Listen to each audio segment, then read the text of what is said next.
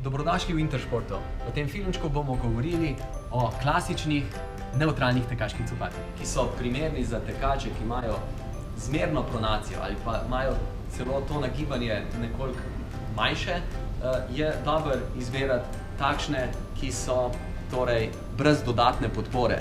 Na notranji strani nimajo dodatne učvrstitve. Naprimer pri Mizuno to vidimo, da je tule zrak. Če bi bil z dodatno učvrstitvijo, tu ne bi bilo zraka, ampak bi bila plastika. In zdaj poglejmo, kaj lahko izberemo.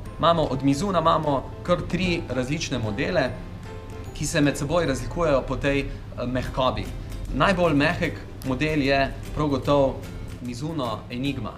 Potem malo bolj čvrst je Mizuno Ultima in tretji, že tako na pol tekmovalni model je pa Mizuno Wave Rider. Med Asicsovimi nevtralnimi modeli v klasičnem razredu lahko izberamo med Nimbusom, med Cumulusom in posebno izdajo, edicijo za Intersport Gel Glorify. To so torej tekaški copati, ki se odlikujejo po vzdolžni čvrstosti.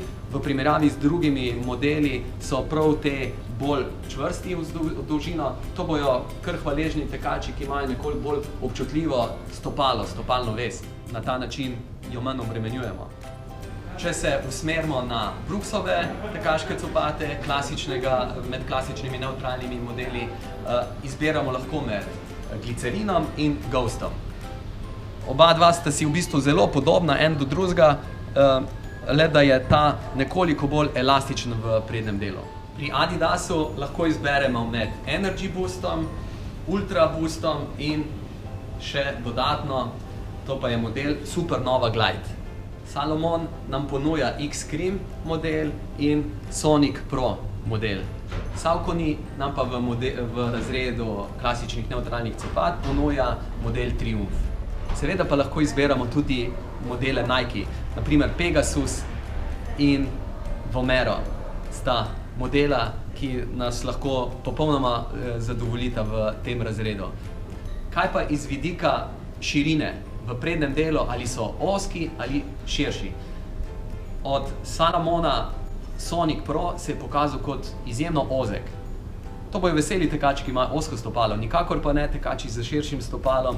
Raj ne izberite tega modela, kajti pride lahko do mravljinčenja, otesnitev v bistvu živcev in si lahko naredimo precej škode.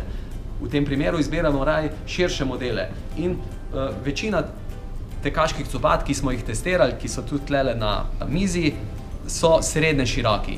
So pa seveda tudi posebej široki, so se pokazali kot Mizuno Enigma ali pa tudi Saucony Triumph je precej širok v prednjem delu.